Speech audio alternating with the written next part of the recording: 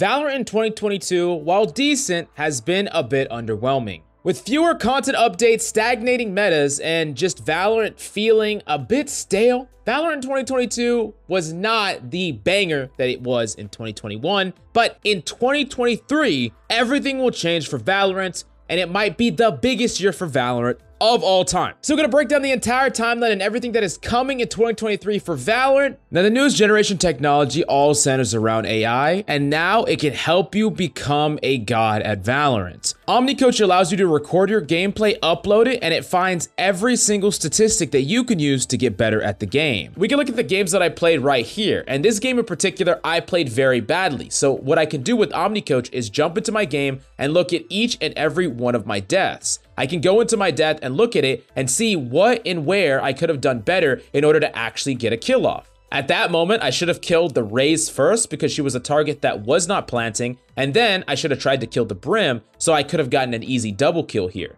Big mistake on my part. OmniCoach made us a highlighted creator, so you can go watch our wins and defeats, mainly defeats, in the links down below. OmniCoach is incredibly easy to use. It silently records your gameplay behind the scenes, and all you have to do is upload and you're good to go. Now, OmniCoach is also giving away 3 RTX 3080s, so by January 15th, if you upload 3 videos, you get to participate for a chance to win a 3080 going into Valorant year 2023. So what are you waiting for? Get that 3080, get cracked with OmniCoach, and climb using the links down below. Now, the first thing that we need to talk about for 2023 is the huge pivot from Riot to push Valorant towards the esports limelight. We've all known that Valorant is going to be a great esport. It has literally been built from the ground up to be an esport since the beginning, but especially with franchising, which is top teams, a ton of money, sponsors, and big names, players like Ye and players like TenZ, all coming together to compete on a big stage for huge prizes, huge glory, to find the best in the world. Esports is going to be more hyped than ever. And in addition to that, Riot is doing something very interesting with the new Premier League, which is the new in-game tournament system where you're going to be able to play in tournaments inside the game to win prizes, and if you do well enough, qualify for Ascension League, where you'll be able to, if you win, earn a spot into franchising, which means pro status, fame, tons of money, guaranteed salaries. You'll be able to call yourself a Valorant pro and have these stacks of cash to prove it, and it's all possible through and starting from the in-game system, which is crazy how everything's connected. So we're gonna see more people pushing to be pros more than ever, and Riot is doing a great job at potentially selling that dream. Now, in a separate story that is somewhat connected, China is finally approving Valorant to be played.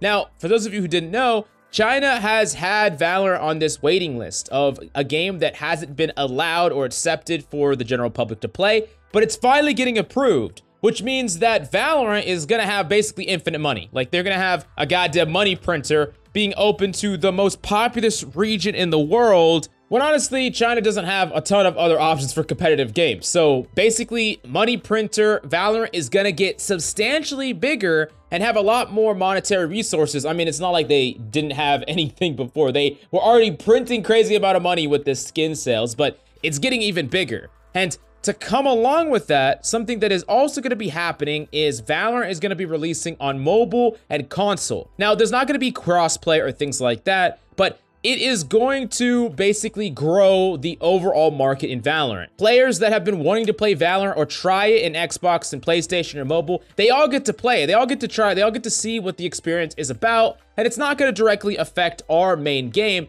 but it is going to grow the eyes in the audience, and all those eyes and people are going to be looking directly towards the esports. You see how they're trying to make Valorant as big and broad as possible and drive every set of eyes, every set of traffic, everyone to the esport, because whether you've grinded on Xbox or mobile or play on the computer, you can all still watch the esports. So it's all interconnected. They're gonna have a huge amount of cash to dump into the esports as well now that China's approved. And this channel is going to be pivoting a lot more towards esports news and guides and breakdowns. So make sure you smash that like and subscribe. Now, other things that we just found out are coming actually in 2023 is, one, we're getting an avoid freaking list. That's right. You can finally avoid all the notorious throwers in ranked, like WestJet, JJ Joshi, and Jet Daddy. It's gonna be great. But really, a lot of players have been asking for this avoid feature for a very long time, and I thought it was only a matter of time until they added it in. I am curious though how many avoid slots we're gonna get. In Overwatch, we get 3, and I've always felt like that's not enough, but honestly, I'll take anything at this point.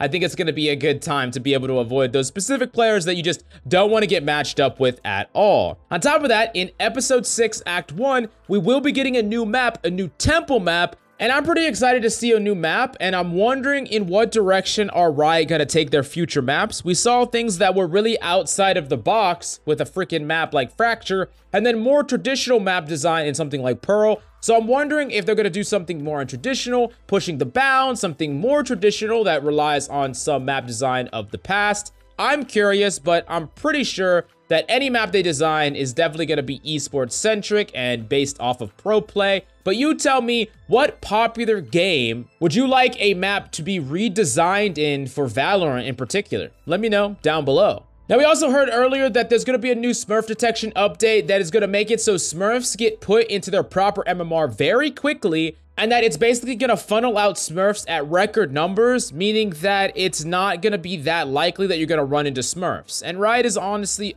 pretty good at dealing with cheaters already, although there is the new trigger botting problem that is kind of running rampant, which is basically just whenever an opponent walks in front of your crosshair, it automatically fires. We're seeing that, and that's a little bit harder to detect. But I do believe that Riot will get that all basically figured out pretty soon. They have done that in the past. And with this new Smurf detection update, you're not going to run into Smurfs very often. You're not going to run into cheaters very often. You still are going to run into throwers, but there's harsher penalty for throwing now. And Riot is already kind of locking down on a lot of that toxicity. So really, a lot of the annoying problems of Valorant are all getting slowly dealt with, all getting slowly removed. And especially with all these new big updates coming to Valorant, I do think that it's going to start a pretty big new wave of Valorant players and new wave of Valorant grinders, specifically even more so those who want to grind to become a pro player.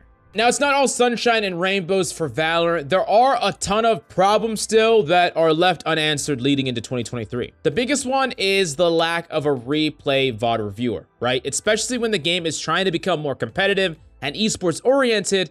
Not having a replay feature is like a big misstep in my personal opinion, as someone who wants to break down gameplay, and of course the players and the coaches probably want to do the same thing. It's such a necessary tool, and I think it's kind of ludicrous to launch a franchise without it. That's just my personal opinion, but maybe you agree or disagree with me down below. Next up, while I think that all of this push towards esports is cool and the new in-game tournament system is awesome, I also think that there's a huge untapped part of the community that will get a bit neglected by actually not creating things for them. So I think more casual things that can be like a cross between casual and competitive that everyone enjoys. Things like a map creator, a gameplay creator, having training rooms that people can design and build, or even going a step further and putting in some more fun game modes like a 1v1 or a 2v2 mode or a duel mode or an alternate ranked mode. There could be a million different things that you can add, and I don't think that just pumping out skins and having things that people can pay for all the time really helps to flesh out the non-competitive bulk part of the game. And while going all in, stat-wise, into esports, I think is probably a pretty good idea for Valorant.